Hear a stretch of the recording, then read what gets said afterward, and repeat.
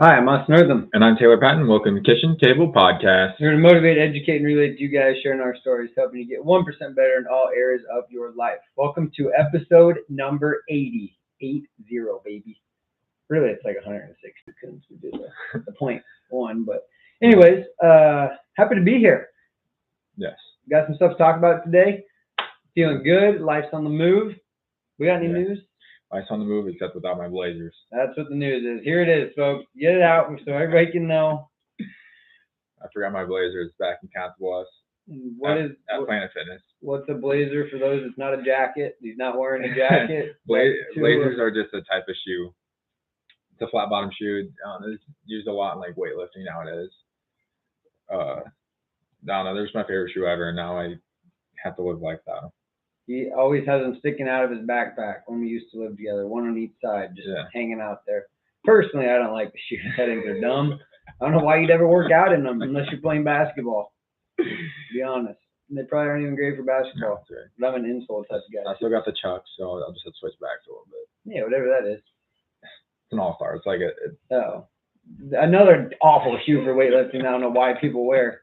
Yeah, unless you're deadlifting, why the heck would you wear it? It's like I usually just wear them on either leg day or back day. Well, I got some news. It's not great news, but it's news. I squatted today, back squatted. The bar? No, I've been back squatting. 0 weight? Free weight? I did 275 for 5. Without a bar? And my hip, I just put the weight on my shoulders, and my hip took it. So that's good. I definitely felt it, but I haven't squatted. Well, I did 245 last week twice, and I did 255 for sets of 10. And today I was supposed to do a 5-rep max at RP of 8, which is 8 out of 10, so like 80% kind of. And I just did 275, and it's not like it's weird because physically like 275 is not hard for me, but it definitely like pulls my hip. It feels like somebody's like grabbing it and pulling it away from my body. So I really felt it, but it didn't like give in or anything like that. So it tells me it's getting stronger. I haven't put 275 on my back for over a year and a half, almost. Year and 4 months. I couldn't tell you the last time I ever did that. Yeah. I think mine's 235. Well, you got your vertebrae that's broken into 18 pieces. No, it wasn't like hard in terms of like lifting. It's just I feel my back, which is good because I usually get super sore, but I'm getting strong. That means strong as in 275. It's like half my max. Anyways, so I felt good about that since we were talking about lifting. I mean, even like just hitting that is more than probably like 85% of people ever hit in their life. Yeah, I'm not trying to be 85% of people in life though. I know. I'm just saying like where you're at. Yeah, it's good. Now, good progress for still, me. Yes. For where I'm at with my hips. Still wins. Yeah, I totally agree. I've been cold tubbing. Yeah, you like it? I do. You do it in the morning? Yeah. Just we wake up and you think, crap. You wake up and you're like, yeah. Yeah, I think okay too. And then, so I've done it 5 days, 6 days. No. First week was 3. Last week was 4. I'm trying to shoot for 5 this week. But I got to put new water in it because I'm at the top of the 3rd floor. And so I started to do it, but I learned, so they just like, when you flip the hose at the bottom to like let all the water come out, it spews down to people below. Yeah, and it trickles down, and like, so I either have to do it early in the morning or like late at night. I was really hoping it's gonna rain today. Dump it over the ledge. Dump it. That's what over the ledge. Yes, I know it spews all the way over, but where it lands, they just took up all the grass, so it's just dirt, and like where it lands, there's a hill, so all the dirt just spews off, and so I get scared that people are gonna yell at me. So basically, what you should do is you should put it in your bathtub. Yeah, do it in your bathtub. Yes, that's what I was thinking. I was thinking about doing that. So let it all out and make people pissed at you for 5 minutes, and then do it when it's raining. That's what people. I know, but it didn't freaking rain this morning hard enough for me to do it. It just sprinkled. And just one cloud just hit your apartment. Full on rain cloud, dude. I don't know what happened.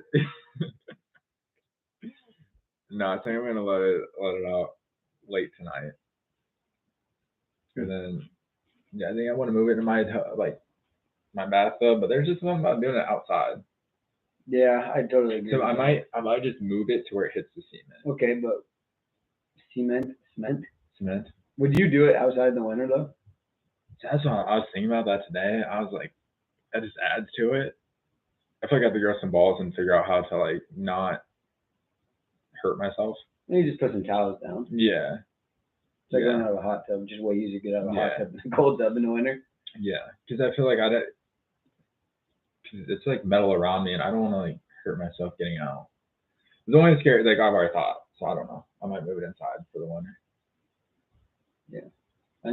I would do my cold showers on Sunday Yeah. until I got that. And then I was thinking, I was like, I can do this inside in my bathtub, but my bathtub is like not a bath, it's just a shower. Like there's no side. It's just like a walk-in shower. So if it like get bust or something, a lot of water goes everywhere real fast. How big is like the water? How much does it hold? I don't know, but it holds more than 5 gallons. Oh yeah, 5 gallons you can get a fit in it. I don't know. It took me probably 35 buckets. Not really, but it took me probably like actually maybe 30 buckets. 30 buckets of like a gallon. Yeah, it's probably like 2 gallons each. Interesting. What's the water bill? And change. I think we paid less. Nice. Okay, we also host. Oh, so I also like rarely shower at home. I just shower at the gym. Oh, that makes sense. So that also like helps. Like, Are you renewing your lease, or what are you doing? I don't Isn't know. that up soon? Yeah, it was into July. So I don't know. I think I will. I don't know. Just got a lot of decisions. Yeah. Life's all about it, man.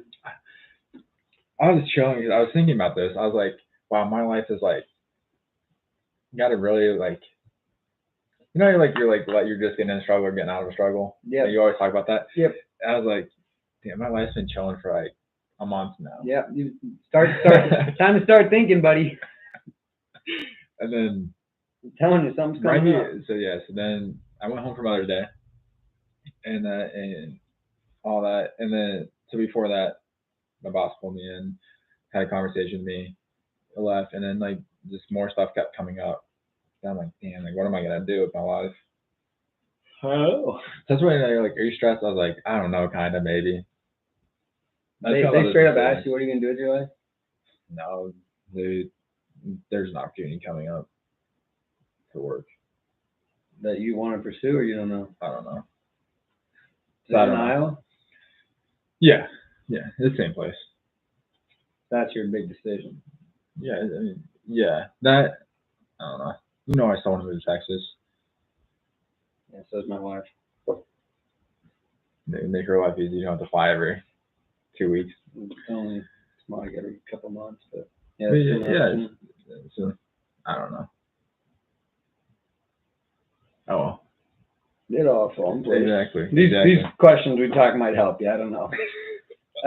Anyways, let's jump into it. We're going to be talking about a book that both Taylor and I have read. I actually never heard of it. Taylor's probably talked about it to me before, and I just ignored it.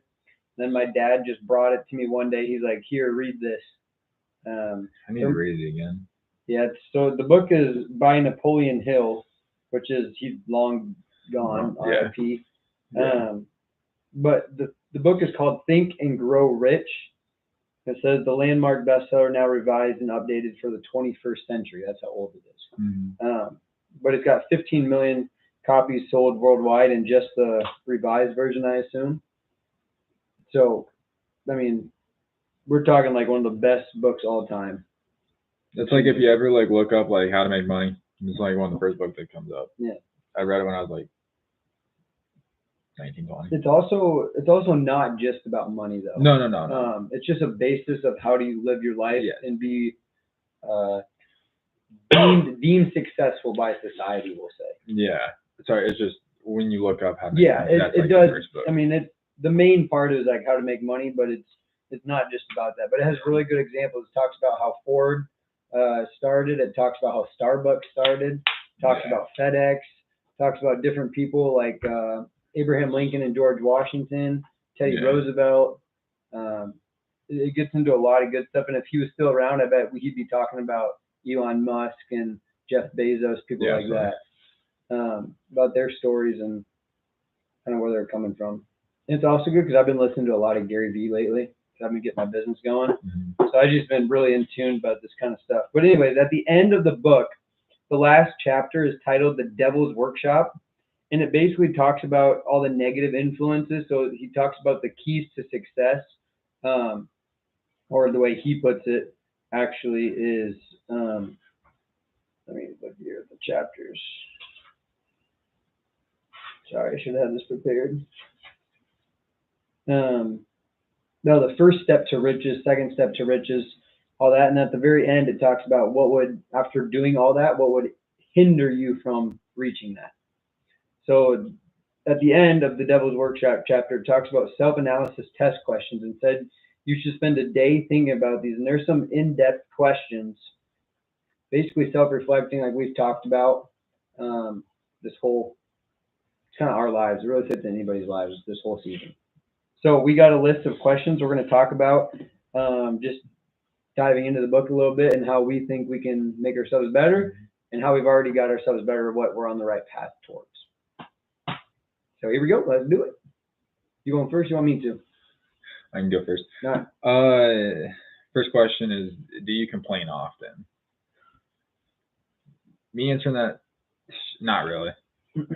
There's like a few moments in that, like I think I complain, but they're like, what's the point of it? Like I always think like there's always like something positive at the end of the day. So like no matter how much you complain about it, like it's not gonna change the fact that it's there, that's happened. And so I guess that's how I think about complaining. See, I think of it as the opposite.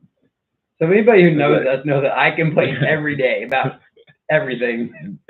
We're on a hike. I'm complaining 10 minutes into the hike. Tara and I are doing a 3-hour hike. 10 minutes in, I'm done. I hate it. Yeah. But here's the deal. Everybody always says you complain a lot. Stop complaining. Yes, I complain a lot. I think I've said this before, but I guarantee you, I'm the first one up the mountain. Yeah. Definitely the first one down. Yeah. So even though I complain a lot, I get stuff done. And I think as you were talking about it, you said, what's the point? I think the point is, for me anyways, complaining has a two-way street. One, it tells me what I don't want to do. It tells me that something's hard. I don't want to hike in 100-degree weather like we did 4 years ago or whatever, and be sweaty and be hot and get blisters and just spend my whole day hiking. That's not something that Austin enjoys. He would rather sleep in, have a glass of wine, and play golf all day. Not in that order, probably. But wake up, drink wine. Yeah, probably more like have a cup of Joe. Yeah. But so I think I tell myself, hey, this is a challenge, or it psychs me up, like, hey, you don't want to do this, but you're going to do this to get better. Yeah. And it's also like hey, it's a good one, you challenge yourself, you reach the goal, you did it. Hey, you look back, you did it. Another thing is reflecting. Hey, I don't want to do this. Okay, why do I not want to do this? What do I not like about it? What value does it not bring to me that I wish it would? And I can make changes in life after that. Mm-hmm. I hate the saying YOLO, but I love the saying YOLO. Because truly, if I don't want to do it, one of my questions, we'll talk about this too. If I don't want to do it, why the heck am I going to do it? Mm-hmm. I'm going to be doing something better with my life. That I truly only get one life. You truly only get one life. So why would I be doing something I don't want to do most of the time? Sometimes there's give and take, obviously, but I think that's why I complain, is because it helps me reflect on where I want to go in life and why. Yeah. I want that perfect day, right? I rate my day every day. Right. Average is like a 7. We've had this discussion before, but if it's hiking all day is a great experience, but is that a 7 for me? I mean, I don't know. It's probably a 6. Unless I find $1 million on the ground or we get pizza after. You really have to have like a positive mindset when it comes to like complaining, because complaining can really like shift your mindset into like a negative mindset. And like I think at the end of the day, like for you, your mindset is so positive that complaining benefits it. Yeah, I mean, like a lot of people that complain don't have that positive mindset. Yeah, whereas you just get rid of complaining, like you don't need it, like it just don't have it. Yeah. But I think if somebody's gonna complain, everybody looks at me as it's a negative thing, like knock it off. But I mean, I really just thought about that when you were saying it, but I've never looked at it as A it's negative? a bad personality trait of mine. Right. And that's what I'm saying is like for you, like, I don't think it is, but for a lot of people, it turns to be. I do think complaining to others makes it negative on them, though. Yeah. So that might not be the most beneficial thing. Yeah. Whenever my coworkers complain or like catch them complaining, I said could be worse. No, it's so true. Like, I mean, it really could be worse. Yeah. And, yeah. Yeah, you could be having cancer. Because I mean, it's like it could be worse, and they're like, oh, it could be better. I say that back. Right. Right. Like, yeah, absolutely, yeah, it could be better. But in the given moment, it is what it is. It could be worse. Yeah, I just think it is what it is. So how can you make the most of it? Mm-hmm. If I want to be on a 10-mile hike with you, okay, what conversation can we have that is meaningful? Because I surely ain't getting a tan out there. All right. My first question that I wrote down or started here is, do you frequently make mistakes in your work, and if so, why? So when I'm thinking for me about making mistakes at work, I'm going to take another swing on this that might be off the grid a little bit. I think you should make mistakes at work. If you're not making mistakes, it's harder to learn, in my opinion. I used to be all about like perfect from the start. Mm-hmm. And since starting my own business and thinking about all the things I have to learn, like you're going to make mistakes. I think about when people buy a house, 90% of the world doesn't understand what they're doing, what the loans are, when they have to call somebody to fix it. Nobody understands that. That's their jobs, is to explain it. That's why they have a job. Yeah. Right? And then if they do it well or lie to you, that's up to them, I suppose. But you're always going to be more of a novice at the start, and then 10 years later, you should be better. If you're not better in 10 years or feel like, for instance, when I look at my teaching 5 years ago, I was a terrible teacher. Now I look at my teaching, and I think I'm pretty good for where I'm at in terms of my age. 5 years more down the road, I mean, there's definitely older teachers who are clearly better than me. So I want to get to that point, you know? Yeah. So I think if you don't make mistakes, you can't grow as much or learn. You're not going to know stuff at the start. Now, people are naturally gifted. But also, I was listening to a podcast with the Kelsey brothers again this past weekend, and they had Andy Reid on the show. And he's basically saying the reason for his success, the number one driver of his success, was because he started so low at a junior college, then went to a Division II school, then went to a couple of Division I's. Then the NFL, he was a line coach, a tight ends coach, and a quarterbacks coach. And then he was a head coach. So think about, that's 20 years of experience right there before he was even in charge of anything. So making mistakes there is easier because then you have somebody to look down on you and help you, versus if it's all on your shoulders, it's very hard. And you mess up, then you're done. Yeah. So I think mistakes are a good thing. You just have to be wise and learn from those mistakes and not make mistakes that you've already seen others make. That's my take. Yeah, absolutely. I mean, I think like being very confident in your job is very good, and that along with that, like, comes with mistakes. Like you can't be like the best, or you can't be very good at anything without having made the mistakes in the previous. So therefore, like, I also think like at work, like we always like tell like the new people, like no matter what, at the end of the day, make a decision. Yeah. And that is in our like the worst decision is indecision. Yeah, exactly. And so that's what we always tell our coworkers or our staff is like, at the end of the day, like make a decision. Like don't continuously look to other people, look around for like someone to answer questions for you when you're very capable of making decisions. And in those decisions, like yes, mistakes will be made, but like you'll have people that will have your back and correct you when needed. Yeah, and also people look back on life and they regret the things that they didn't do, not the mistakes they made. Like that's why I said the indecisions. That's such a good point.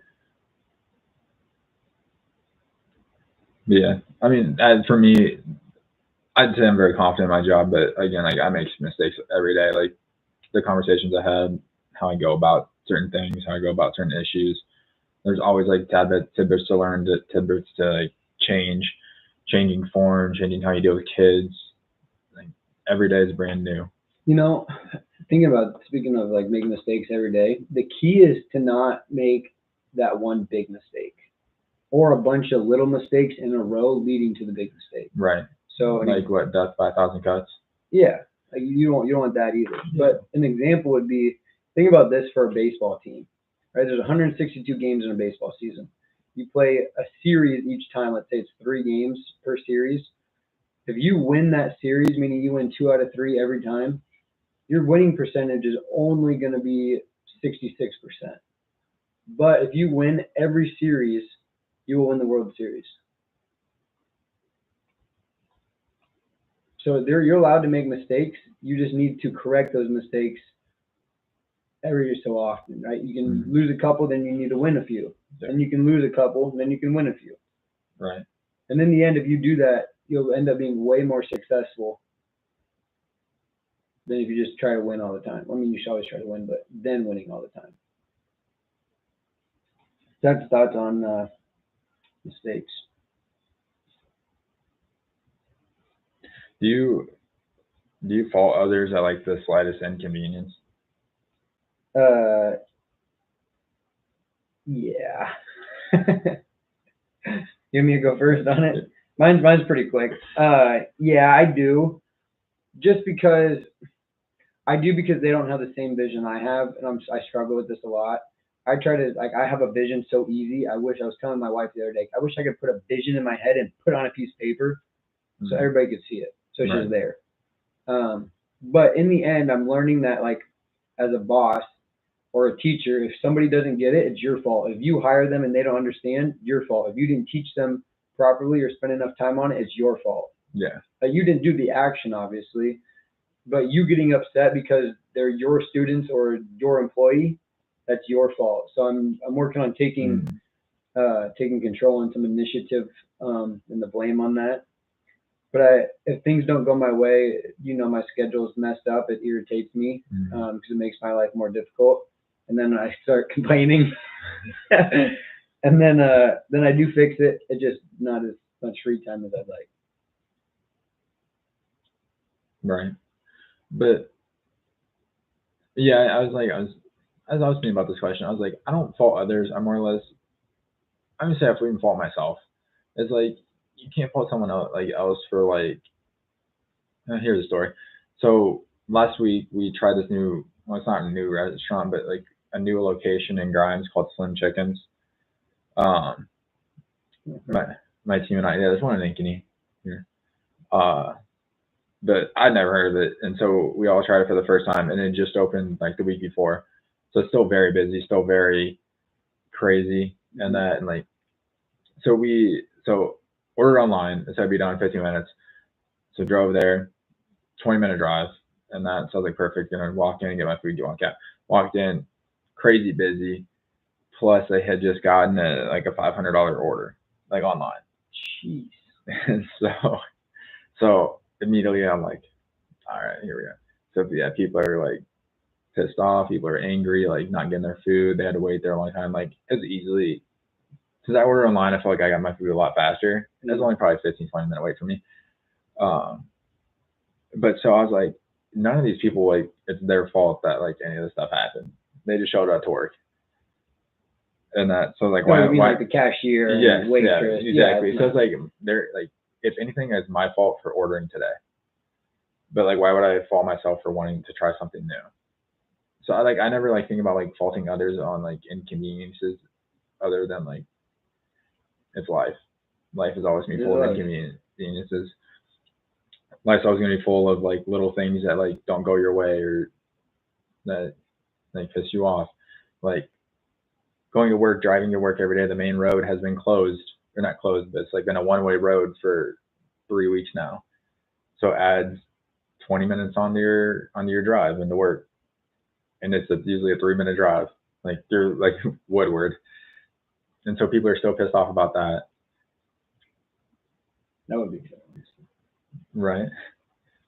Like at the end of the day, like, you know what? You can't be mad at something that like at the end of the day will make your life easier. This is a dumb example, but I feel you on all this because like You know, like I do this all the time. I literally did it the other day.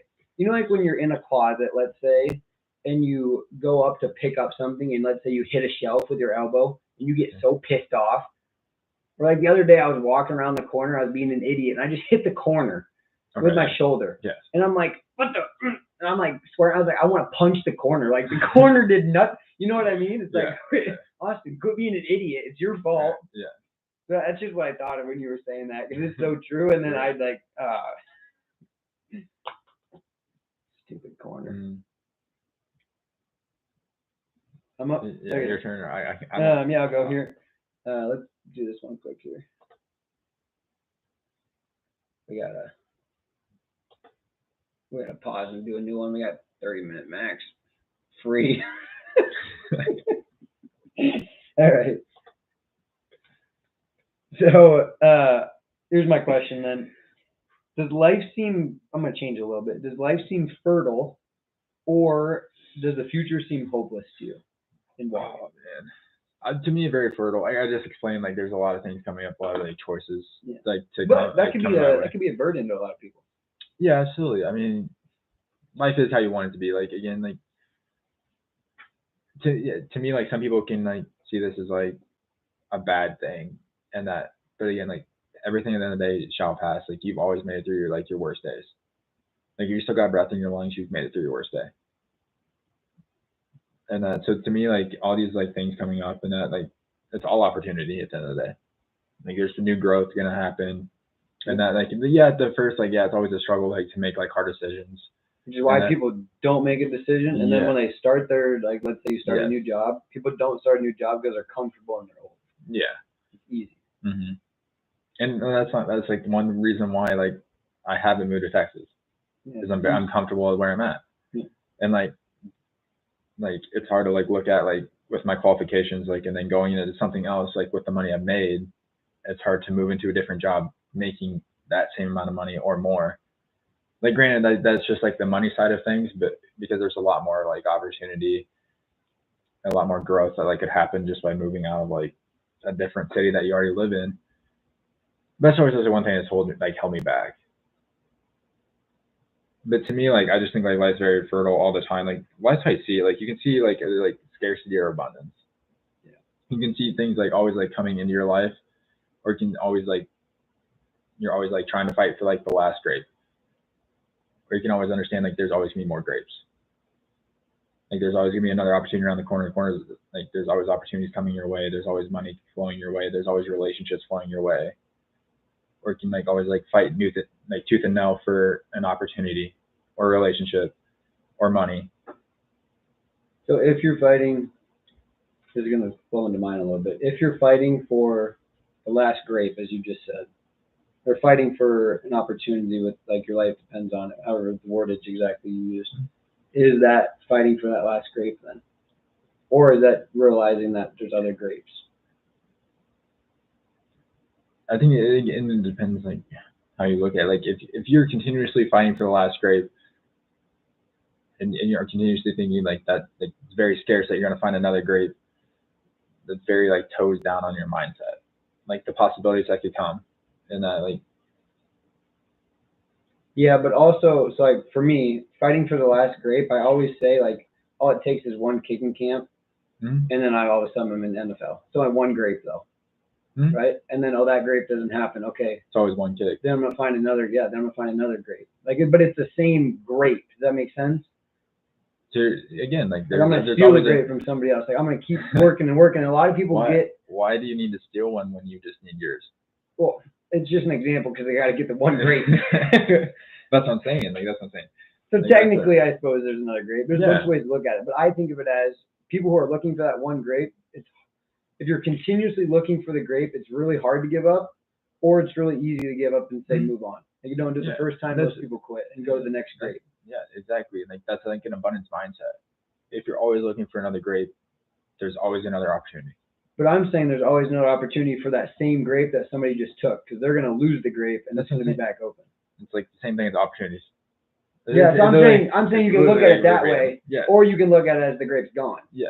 So I'm saying, for me, I see life being very fertile in the future, even if it's that one grape that somebody has, I'm gonna do it better. I'm gonna get a bigger grape. So technically, it's a different grape, but it's the same grape. Does that make sense? I got two analogies going at once right here. Why do you need someone else's grape when you can have your It's own? not. They lost it.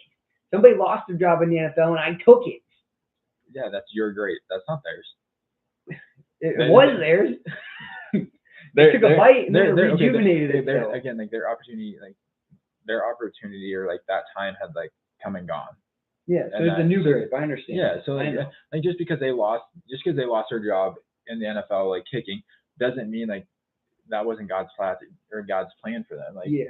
And then same with you, like that's your opportunity, that's your grape, and that it's not that you're stealing someone else's or like you're taking the same grape, because it's not the same grape, because it was their opportunity. I know. I just look at the same grape as the same goal or whatever you're trying to achieve.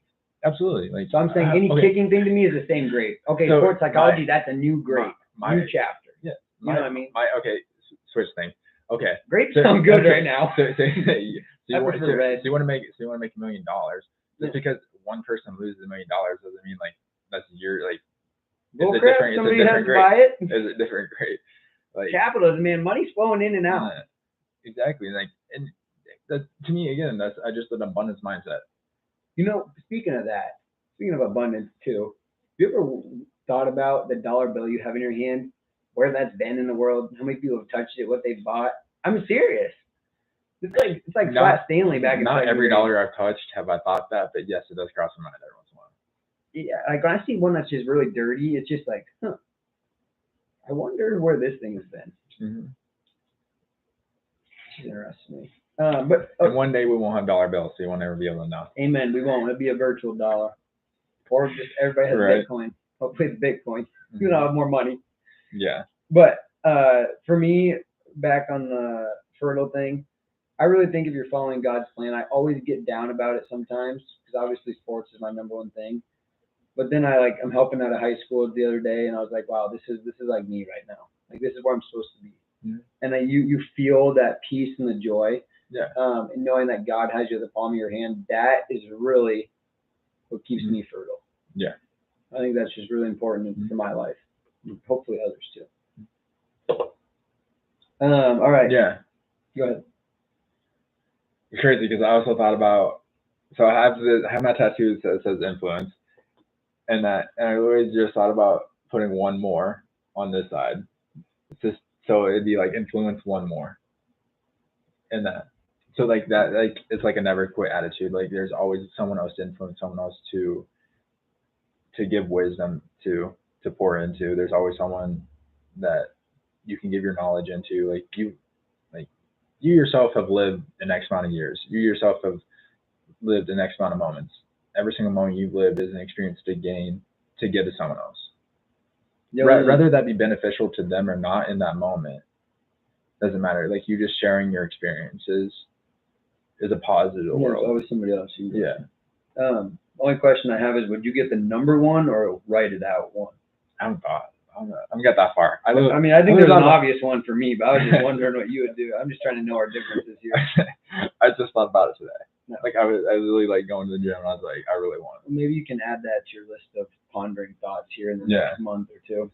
That's a bachelor party. We can just have a nice 3-hour discussion and get the boys like on Ted Lasso. They get the hounds together. Oh, we can do that. Just get the wolf pack going, you know. Right. All right. My next question is, I'm going to say it how it is, and then I'll change it so people can understand better how I take it at least. Do you neglect internal bathing until auto intoxication makes you ill-tempered and irritable? Yeah, you need a PhD to write that. Basically, do you not self-reflect until crap hits the fan, and then you're forced to make a decision? Till you're like really mad and you're backed in the corner, or do you think ahead? So for me, it's quite obvious. If people who listen to the podcast, I think ahead and plan everything to a T. And when I get more mad, of course I think more, but also if I'm at peace, I think more. So I think if any time I have a strong emotion, I'm thinking or reflecting. Mm-hmm. I think that's one of my strongest traits is reflection. I'll just leave it at that. For me, I feel like I reflect after the moment. Like I never reflect like when like things are hitting the fan. Like to me, I guess I'm just in a moment of crisis, so it's never a time like, oh, what could I have done better to avoid this? Yeah, I used to be like that. And then, Now I just think, how great is this going to be to speak about it? It does suck though. It doesn't Right. change the suckiness. Yes, absolutely. And then, so I guess I don't. To me, I guess my reflection never comes in the middle of crisis. Like things are never hitting the fan. Like if things are hitting the fan, then I didn't reflect. Either A, I didn't reflect enough, or now I'm just in a reactionary mindset instead of like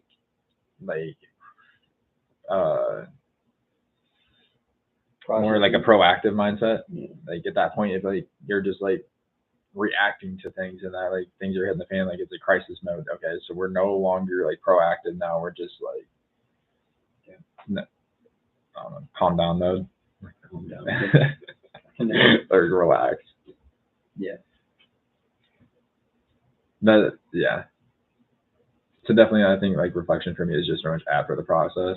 Yeah, I think it's interesting because most people, he quotes in the book that most people don't have a plan for their life, meaning that they don't set goals, have a execution plan to reach those goals, or set like, this is what I want to be in life, this is what I want to do. Yeah. And then have like a actual like steps to get there. Yeah. So I think this question goes a little bit along with that, just on the pre or post action event you want to per se. Mm-hmm. I thought it was interesting.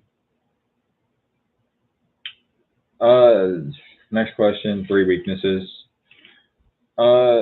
First one, just insecurities. Second one is just always seeing the good in people. And 3 is laziness.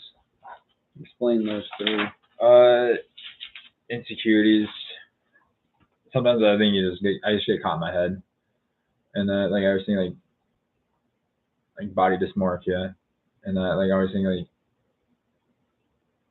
I'm just crazy, but I was thinking like I'm always like small, and that, or like I don't have the best features, I don't have the best body, so that always gets caught in my head, like my fractured back, and that like always like prevents me from like squatting more, or, like doing more, because then I like stay in one position or I bend over. Like there's certain like different ways when I'm lifting weights, I'm like I might be in the hospital. Not really, but that's very dramatic. But it hurts a lot. And so I think I get my head all about that. Seeing the good in people. I'm very good about, I won't say avoiding red flags, but like just like always wanting the best out of people. Like, and that like to me, like I always judge behaviors, not people. And that like I've always been a very like non-judgmental person, and that so I think like when people like make bad decisions and that like, and people get mad like, oh, why don't you like this person? Like, why do you still like this person? This, that, and the other. It's like, because I don't like the decision they made, not the person that they are or that they're trying to become. Because in the day, like we don't always know like why they made certain decisions or like certain things, and then there's always things going on behind the scenes that like happened or could have happened that like we don't see or don't know. And so like always judging the person off 3% of the facts that you know doesn't ever seem right. Yeah. And it's not my place to judge like that. Like that, leave that up to God. Yeah, I struggle with that sometimes. Laziness, I mean, I don't know. Sometimes like I just don't feel like sometimes I'm just not in the right headspace. Sometimes I don't like what I'm doing. This is really a decision, honestly, at the end of the day. Like to me, like laziness is just a decision. Sometimes I just choose lazy. Yeah. The second part of that question, what are you doing to fix it? That could have been, but yeah. So can you name 3 most damaging weaknesses? What are you doing to correct them? Oh, I okay. tried that one too. Insecurities, just going out of my comfort zone continuously. Like I think posting more, just being happy with progress and all that.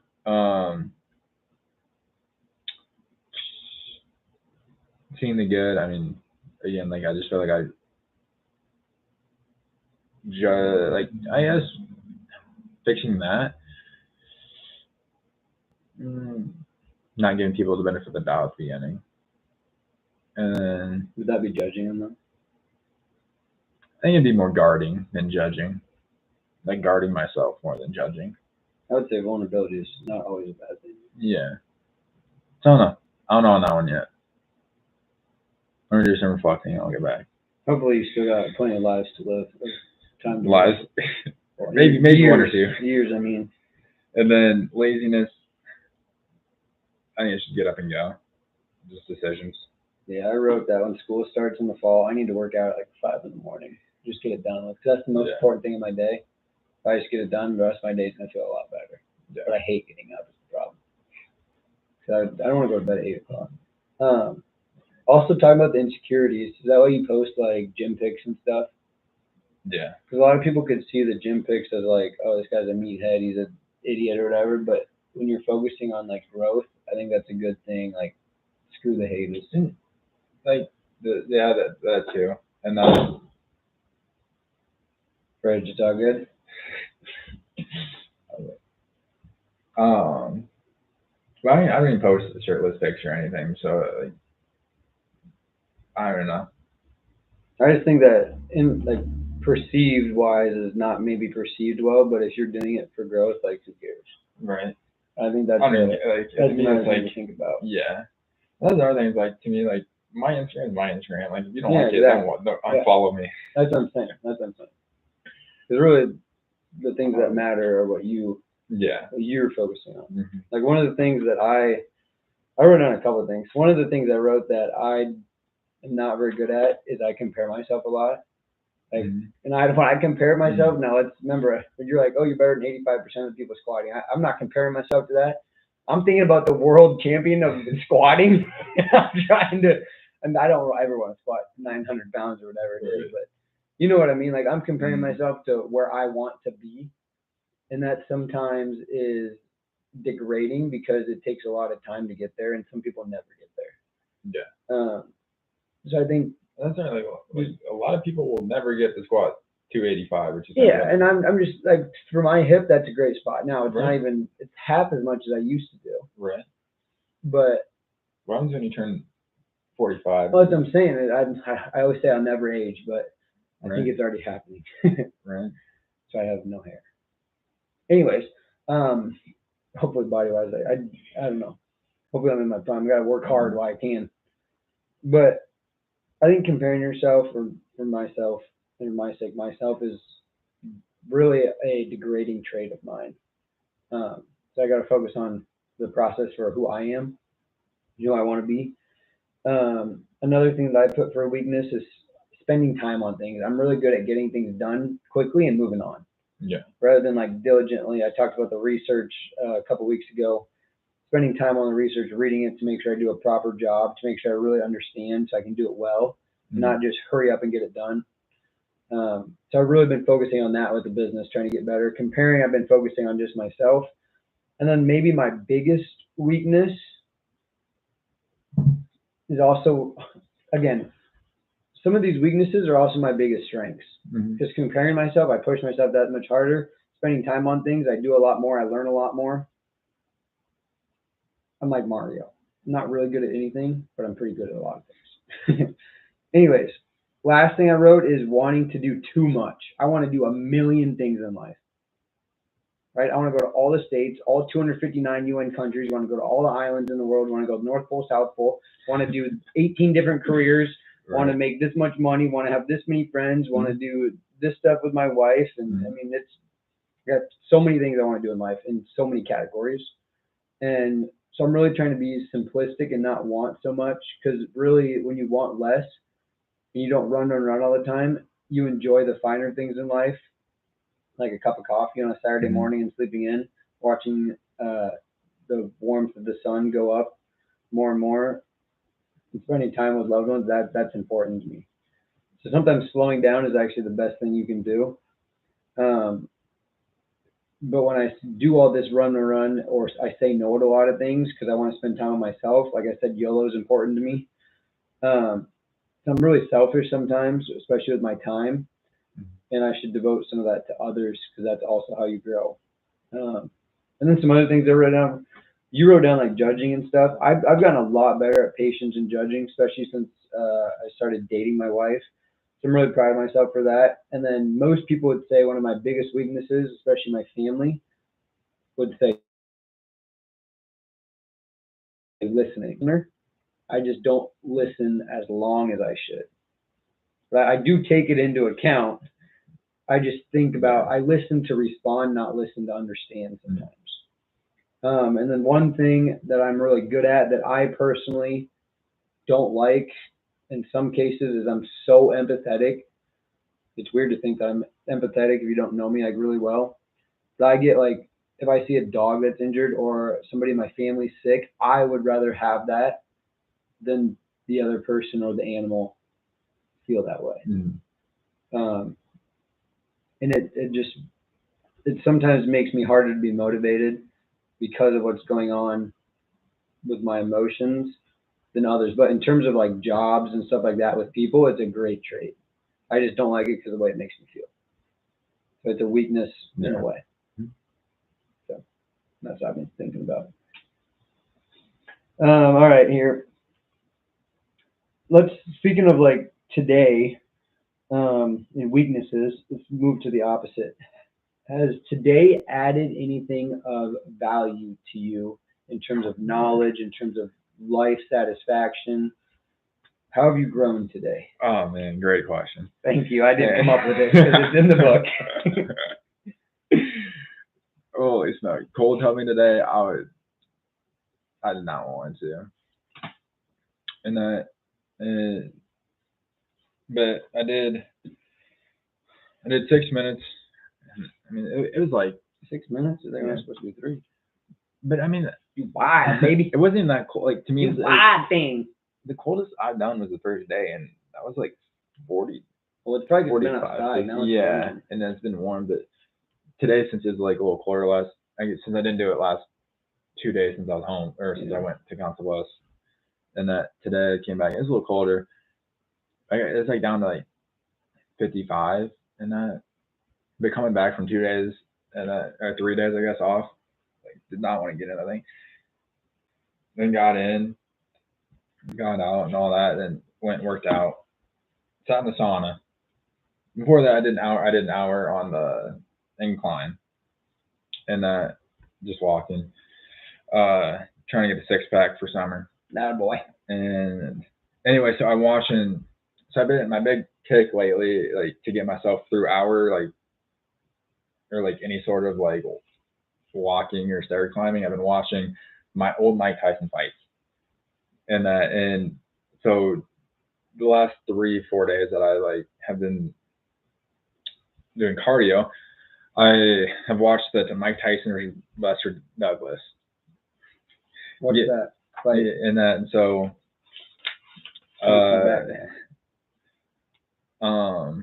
they walk in like to some of the two most profound fighters and all that, and Buster Douglas in that 2 days before the fight, Mike Tyson but Buster Douglas's mom passes away, and so before she passed away, she told everyone that Buster's gonna knock out Mike Tyson, and so they're fighting and all that. Honestly, I don't believe Mike Tyson has been knocked out or lost at this point. And so honestly, it's a pretty close fight through the 8th. At the end of the 8th, there's 10 seconds left. Douglas gets knocked down, and that everyone thought it was like going to be a one-sided fight. No one thought they were going this far, in the fight. So he gets knocked down, and he gets up, and that he's at like a 9 count, and then the bell rings, so he makes it. He gets out of the round, and but you can just tell like the man's dazed. So then they come back in, and they go through the 9th. They come through the 10th. He ends up knocking out Tyson in the 10th. Comeback kid. Yeah, and it's a wild story because like no one believed that Buster Douglas was gonna beat Mike Tyson. anyway, so if you really want a motivational, like 30, 40 minutes in that, watch that fight. I should watch it. I'll be activated to the max, baby. Right? Especially like the first time, like you know the background and all that, like, and especially like towards like underdog stories and that, like his mom always said like he's gonna knock out Mike Tyson, and then ends up passing him away before she ends up like being able to see him fight. Like meant to be. Yeah. So anyway, I grew in that way. Like I just think that to me, like that's like a lot of growth, and that like he didn't know his mom's gonna pass away, so like just like take every moment with like gratitude and thankfulness. Like every moment you get with like people you love. Like again, like I think I shared this story like last time when like you don't know if you're gonna make it home, you don't know if you're gonna see that person again. Like be sure like to take every moment you have with gratitude.